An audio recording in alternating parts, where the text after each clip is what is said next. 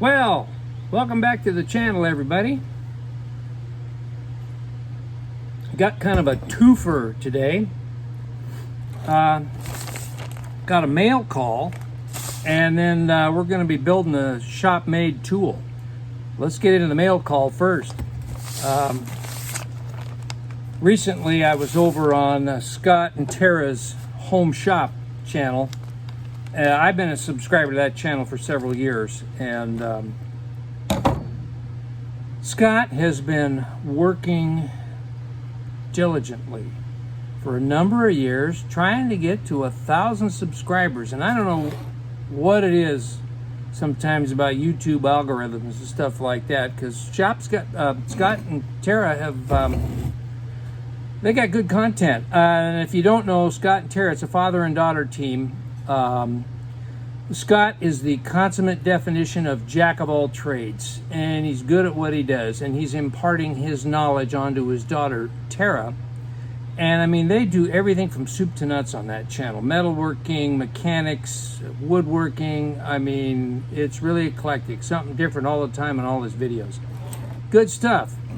And Scott also is an inspiration to me, because Scott has a number of challenges, physical challenges, life challenges. The guy has come through a lot and overcome a lot, and he's still battling things, and yet he's hanging in there and he's putting out content. And I'll leave a link to Scott and Tara's Home Shop channel in the description, and go check them out. Anyway, I went a long way around the barn to explain this. Scott hit 1,000 subscribers, finally. And so did a giveaway. And if I recall correctly, you make some kind of comment, and then they, run a little algorithm or whatever and pick several winners. And lo and behold, guess who popped up? So check this out.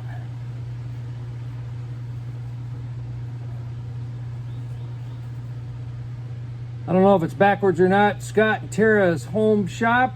This is a heck of a t-shirt. This is a nice heavy duty t-shirt, which is good. Scott, if you're watching, it'll probably wind up with some weld holes burned in it. But that's only true to form to your shop. That's a really cool shirt, and it's got their really nice logo on it, so that's awesome.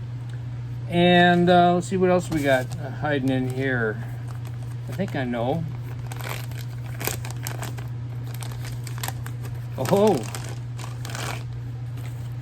we got a cold snack koozie, which comes in handy here because I always have visitors here in the shop, and my camera's propped up against my little mini fridge, which always has cold snacks in it, water, soda pop, that kind of thing. So yeah, awesome. Thank you very much, Scott and Tara, and Lisa. Lisa's, you want to speak to the man in charge, or the woman who knows what's going on? Well, with Scott and Tara's Home Shop, Lisa's the woman who knows what's going on. She does a lot of the work in the background that nobody ever sees. She's the one that mails out all this stuff, keeps track of everything. So Scott, Tara, and Lisa, thank you very much. Much appreciated. So the project today is we are going to build a shop-made tool, and I'll explain more about that in a minute, but it should be a fun little project, and the outcome should be a very useful item for the shop. And yeah, so let's get to it. Well, today we're going to be building a shop-made tool, and our base for this tool is this pair of vice grips. Now you'll notice that the lower jaw is broken off, and in today's throwaway society, most people just take this in and exchange it for the warranty, or toss it in the scrap bin and go buy a new one. Well, we're not going to do that. We are going to repurpose this to a shop-made tool. Now, the other day I was watching Jerry Kirkpatrick's channel. I will leave links in the description. Jerry is a master fabricator, sheet metal guy, and blacksmith. Worked for Carroll Shelby back in the day, you know, sprint car builder. I mean, the guy is, well, he's a contemporary of the likes of Ron Covell and Gene Winfield. You know, the guy is a master craftsman. And I was watching his channel, and he was featuring 5 of his shop-built tools that he made for specialized purposes. And the one we're going to dive into today really intrigued me, because I can really see multiple uses for this. Jerry did an overall on all 5, and then he did a follow-up video because he had a lot of interest, where he went through the steps of creating the tool we're going to go after today. So I'm just going to preface this by saying that this is not my design. All credit goes to Jerry Kirkpatrick. And again, there'll be links in the description. So, all right, on to the next step. So here's a rough sketch of the basic concept. You can see the profile here of the damaged vice grips. There's a couple of pieces of flat stock here that weld onto the upper and lower jaws of the vice grip. This is 1/4 inch thick material by 3/4 of an inch wide by approximately 4 inches long. Down here on the end is a couple of pieces of 1/8 inch thick by 1/2 inch angle iron. The 1/4 inch flat stock is notched to accept the angle iron, and each one of these pieces is about 3/4 of an inch long, and they weld into notches cut in the flat stock. And the basic purpose of this is you know, using the advantage of the locking pliers. You know, you can clamp square stock in here, or round stock, or as Jerry demonstrated on his channel, center punches. And that's what really zeroed me in on his design and the reason why he built this tool. Gripping a center punch in that tool accomplishes several things. Number one, it keeps your hand away from the center punch while you're hitting it with a hammer. And I'm telling you, in the old days when I was a young man, that was not an issue. But now that I'm well into my 60s, eyesight's not so good. Steady of hand isn't like it was when I was 25 years old. I've smacked my hand a few times, you know, using a center punch. So this tool keeps your hand away from that center punch. You can use this to grip and hold stock while you're tack welding. I mean, there's just all kinds of different uses for this tool. So yeah, let's get after this. So here is the basic building blocks for this shop-built tool. All scrap material, my favorite subject. I've got some flat stock here. It's 1/4 of an inch thick, and this is exactly 4 inches wide. So I will cut 2 strips 3/4 of an inch wide out of this that will be notched and fitted to the vice grips. They'll be welded on. And then I've got a chunk of, this is 1/8 inch angle, but it's 3/4 of an inch. So I'm going to have to shave a 1/4 inch off each leg to get it down to the 1/2 inch nominal size. And the reason why I'm doing that is so I can make sure that I can grip smaller size stock.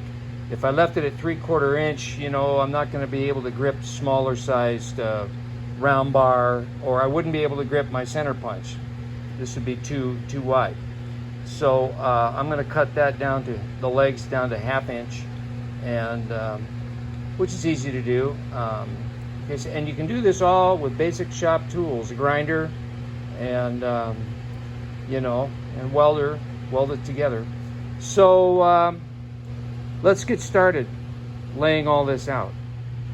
Well, true to form, for some reason I thought I hit the red button, but apparently I didn't. What I did, I cut these two strips 3/4 of an inch wide out of this chunk of 1/4 inch stock on the bandsaw. So these are going to be the jaw extensions. Next, I've got to cut two pieces 3/4 of an inch long out of this angle iron stock, and then I've got to shave the legs down 1/4 of an inch, so this becomes 1/8 by half inch. Also, I've got to remove the plating on both sides of the jaws of the vice grips, so when I weld it up, you know, I'm not releasing a bunch of noxious, toxic fumes from the plating as it burns up the pliers. So let's get that into the bandsaw, get those pieces cut, and then we'll grind the plating off the pliers. I'm not going to film that. I mean, it's just putting that in the vise and taking the die grinder to it and cutting that stuff off. All right. I used to have a really nice 4-inch machinist square. I think it was a Starrett. I don't know what happened to it. That may have got lost when we moved down here. So I got to use the big old bulky Carpenter one.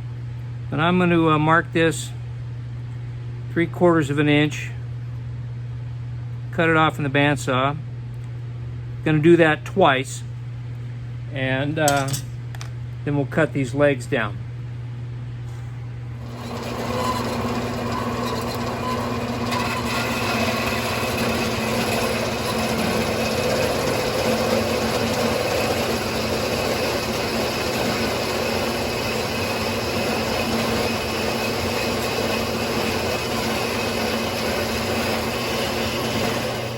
Alright, I got to lay out some pieces here on the jaw extensions. So from the end to where these intersect the ends of the jaws on the vice grips is 3 inches. And then where these angle iron pieces weld in, you come in 3/8 of an inch. So I'm going to mark those. I got 3 inches set up here.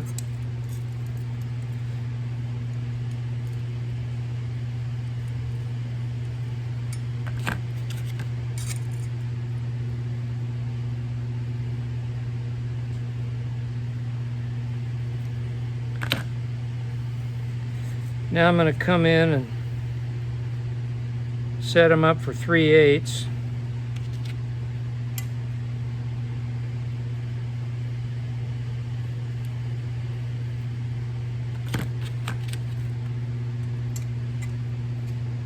All these dimensions are based off the originals that Jerry Kirkpatrick built. Now, I've got to come in 1/4 inch on each of these. And then we'll scribe 45 degrees, and that'll be cut out to accommodate the angle iron. So I'll mark that.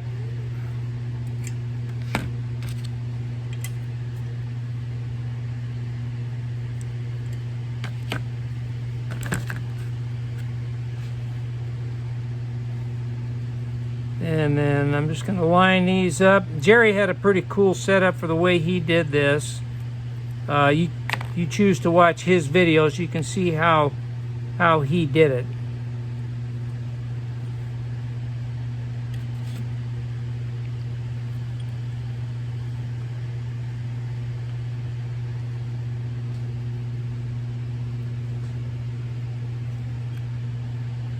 All right, we'll cut these out. Actually, before I cut those out, I forgot one step. I take a 1-inch diameter washer, And we're going to mark that on here kind of like a bull nose.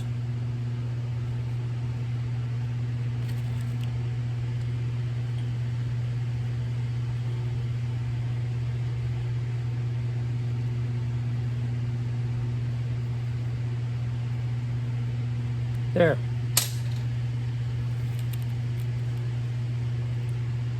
Yeah, all right. Now we will cut this out and shape all that, and then we'll prep for getting the angle iron and the pliers on there. All right, we've got these notched and shaped. We've got the angle cut to length 3/4 of an inch. The legs have been cut down to 1/2 an inch. So the next thing we're going to do is do a setup here to get these tacked into these jaw extensions. If you hear booming in the background, we got a heck of a thunderstorm brewing outside. So I got this piece of 1/8 inch by 2 by 2 angle I'm just going to use as a fence. I'm going to clamp that to the workbench. Then I've got a chunk of 1/8 inch aluminum here. It's just going to be a offset to account for the 1/8 inch. You can see these angle iron inserts will extend beyond the edges of the jaw extension about 1/8 of an inch. So that's what that accounts for. This 3/4 of an inch long. This is 1/4 of an inch thick. So we need a 1/4 inch spacer. We're going to put the angle iron piece there, 1/4 of an inch spacer there. So the notch in the jaw will, and so the can't talk. So the center of the jaw extension will wind up being right in the center of the little angle iron. We're going to clamp that together so you can see right here, hopefully.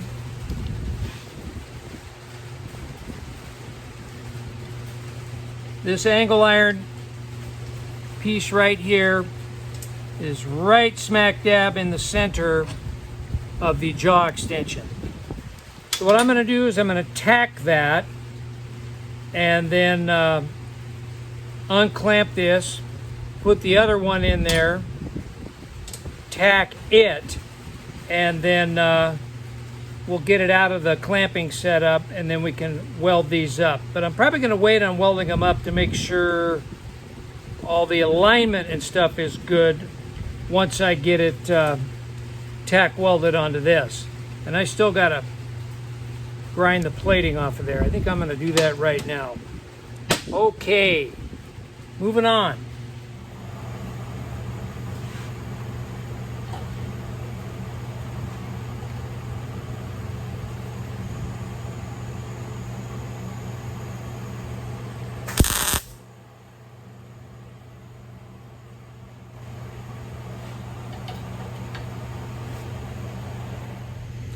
All right, I've got the angle iron pieces Gorilla Globbed into the end of the jaw extensions.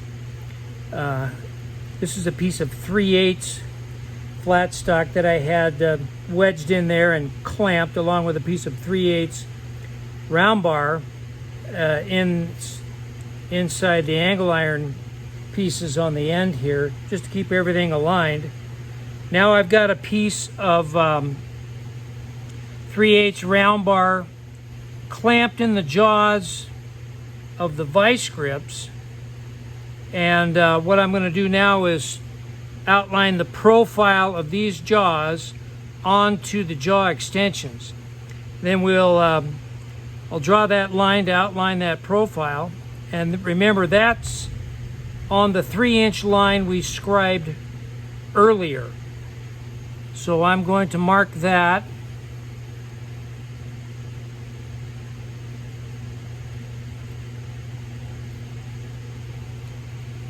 Okay. I'm going to cut these out. I'm going to do that off camera because that's not riveting watching. I'm going to cut these out, shine this all up in preps for welding, and you can see the ends of the pliers are shinier now because I took the die grinder and removed that plating. All right, so I'll get these cut out and then shined up. We'll clamp it all back together, and then we'll get the vice grips wedged inside there. I'm going to have to use some wooden wedges to kind of line everything up. We'll weld that on.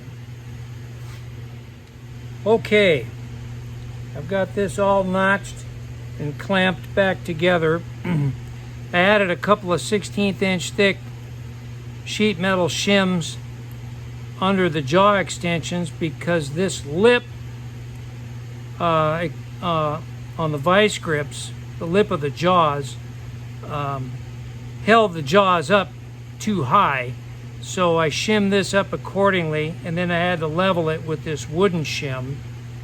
And now we're all pretty well aligned and level and all of that, so I'm going to fire up the welder and tack this together.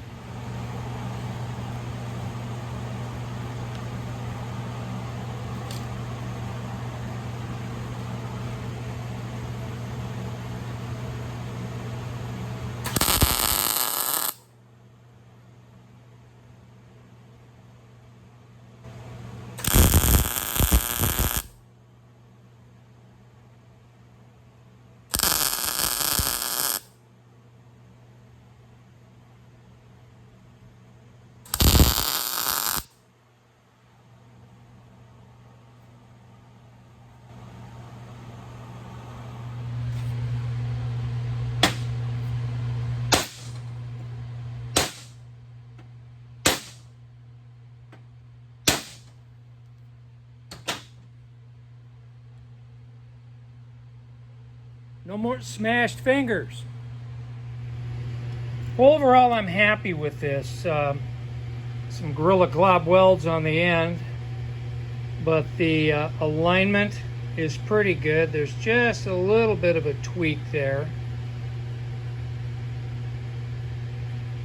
But overall, it turned out well. I'm very happy with it. And like I say, it's not just for center punching. You know, you can grab stock in that jaw there, hold it in place while you tack weld. I mean, there's just all kinds of uses. I'm sure you guys are already thinking of some that I haven't thought of. So yeah, old pair of vice grips, some scrap metal, little grinding, little welding, little cutting, and very useful shop tool. Well, let's wrap this up. I want to say a hearty thank you to Scott and Tara, Scott and Tara's Home Shop, for the wonderful gifts. Again, there'll be a link to their channel in the description. I also want to say a hearty thank you to Jerry Kirkpatrick for sharing his shop-built tool. And again, a link in the description to Jerry's channel. There'll be the overall link where he shares the 5 tools and gives an overview. And then I'll also share the link of the video where he actually builds this and describes the process. Yeah, I'm very happy with this. I think it turned out really well. I try to make most of my shop tools myself. I don't like to buy too many tools, you know, they're expensive, and if we can use what's laying around and make a useful tool, hey, why not? So there you go. Well, anyway, I'm going to wrap this up. I want to say thanks for watching. Picked up a couple of new subscribers this week, so if you're watching, welcome. Glad you're here, and hope you enjoy what's going on here. Find it useful, find it fun. I mean, that's why I do this. It's for fun. And also to my existing subscribers, you know, as always, thanks for sticking around. I enjoy bantering with you in the comments. We have a lot of fun. I enjoy your channels very much. learn a lot of things off your channel. So yeah. So with that, I'm going to wrap it up. It's dinner time. I'm hungry. I'm going in. We'll see you later. Thanks again for watching.